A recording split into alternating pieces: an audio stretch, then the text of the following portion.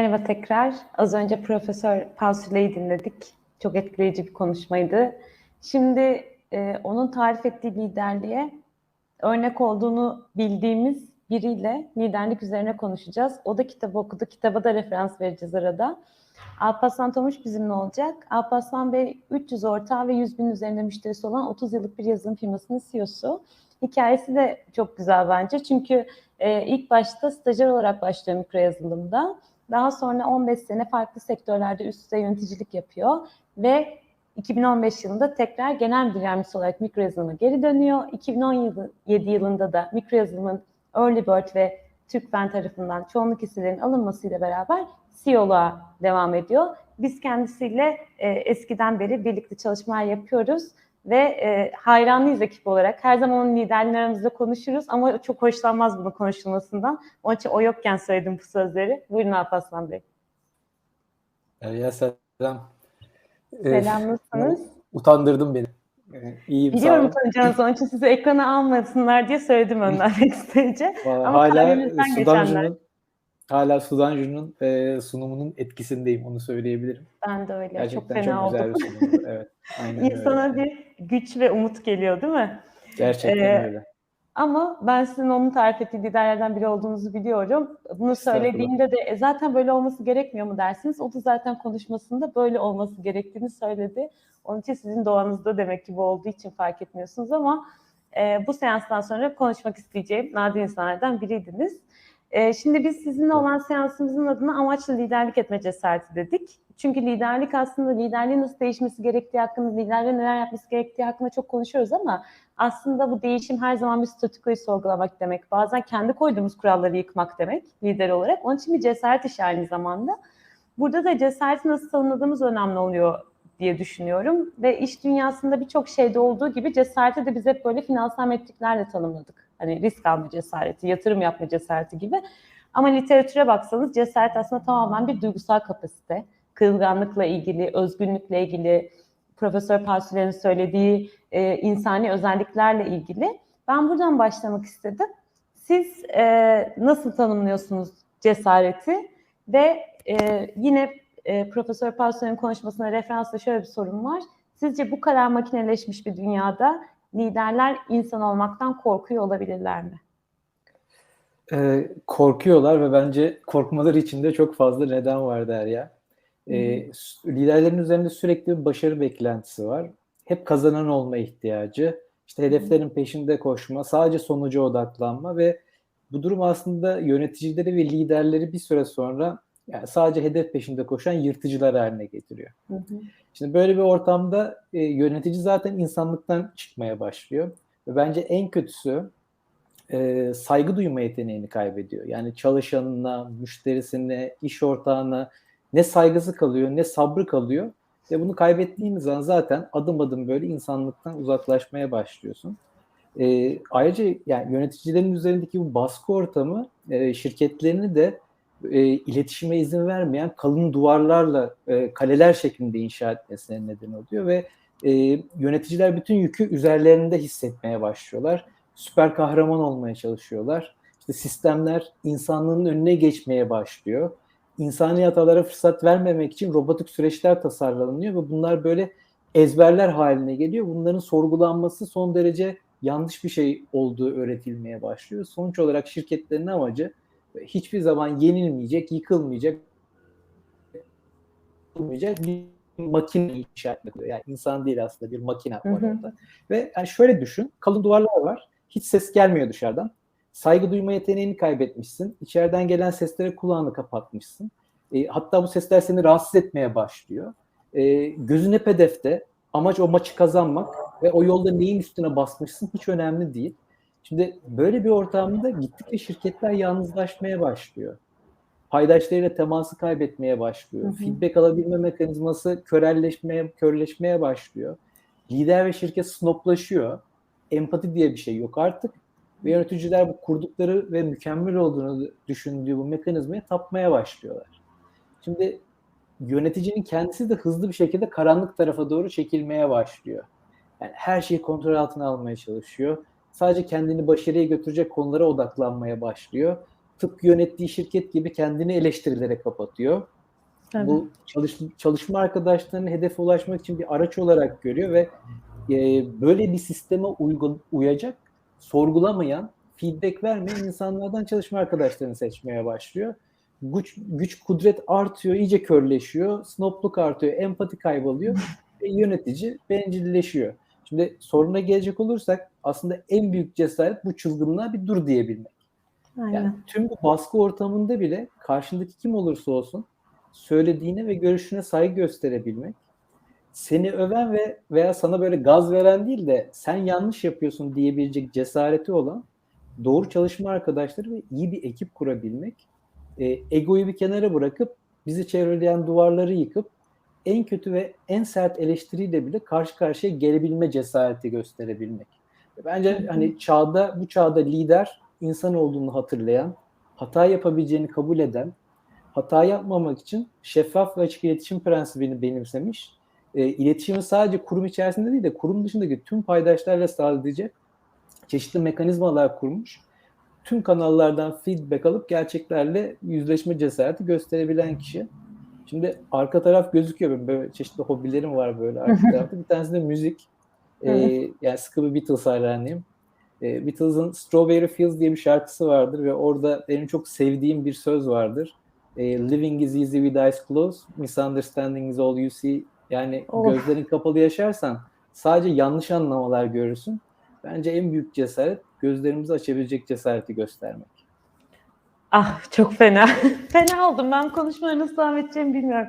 Çok içimde bir yere dokunuyor çünkü. Ama çok mutluyum hayatta bunları konuşabildiğimiz için. Çok teşekkür ederim açık sözünüz için de.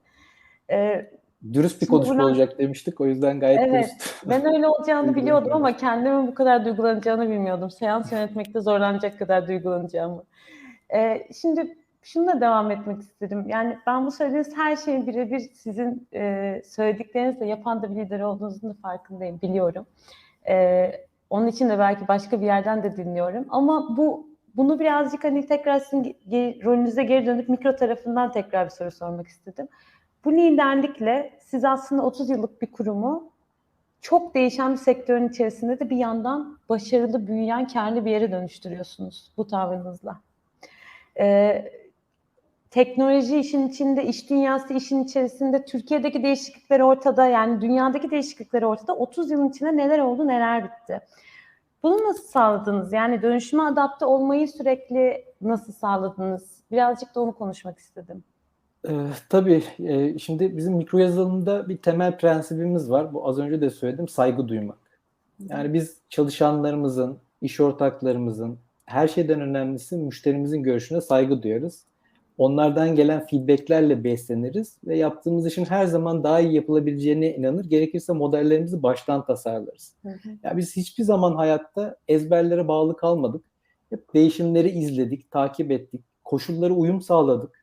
Gözlerimiz açık yaşadık ve açık iletişime değer verdik. Biz kendimizi şöyle tanımlıyoruz aslında. Biz yıkıcı inovasyon prensibiyle çalışan müşteri takıntılı bir şirketiz.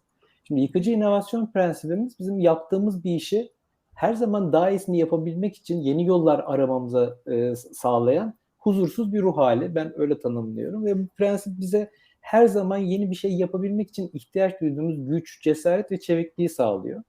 Müşteri takıntılılık ise yaptığımız her işin merkezinde müşterilerimizi koyduğumuz ve kendimizi müşterimizin ekosisteminin bir parçası olarak gördüğümüz, onlara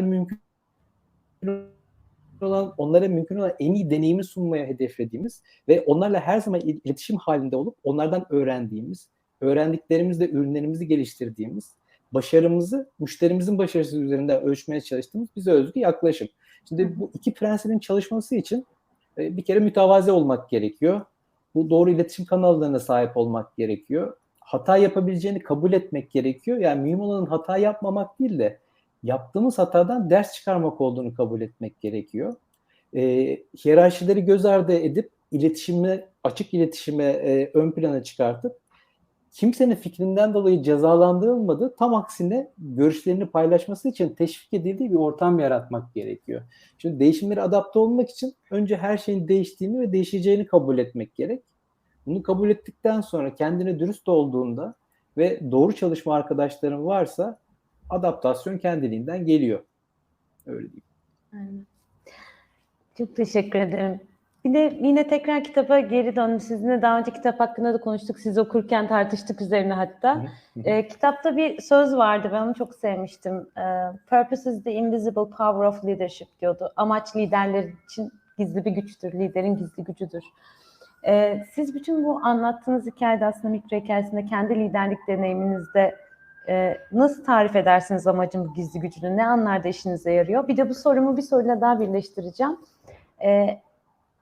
Ekibinizin içindeki herkesin de aslında amaçlı olmasını, sizin bu tarif ettiğiniz liderlik tavrını doğru anlayan, doğru taşıyan kişiler olmasını nasıl sağlıyorsunuz? Bir de biraz bir lider olarak aslında mikro yazılımın da aynı anlayışla ilerlemesini sağlamak için neler yapıyorsunuz? Onu soracağım. Son sorularım böyle 2 tane yan yana oldu. Tamam.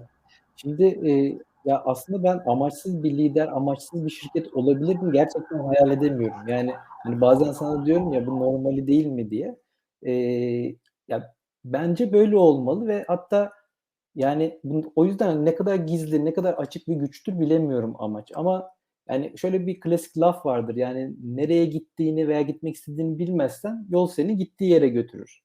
Şimdi bu metafordan yola çıkarsak amaç dediğimiz şey aslında seni hedeflediğin yere gitmeni sağlayan bir pusula görevi görüyor. Ve zor anlarında şöyle bir zoom out yapıp tepeden böyle bir durumu analiz ettiğinde bir sonraki aksiyonların ne olması gerektiğine rehberlik ediyor. Aslında her şeyin ötesinde yaptığın işi severek ve gönül rahatlığıyla yapmanı sağlıyor. Bu bence çok önemli. Seni mutlu ediyor, iyi hissettiriyor. Geceleri kafanı yastığa huzurla koymanı sağlıyor. Hani bence yaptığın iş sana iyi hissettiriyorsa zaten amacını da doğru koymuşsun demektir. Hani bunu söyleyebilirim. Şimdi birçok konu konuşuyoruz.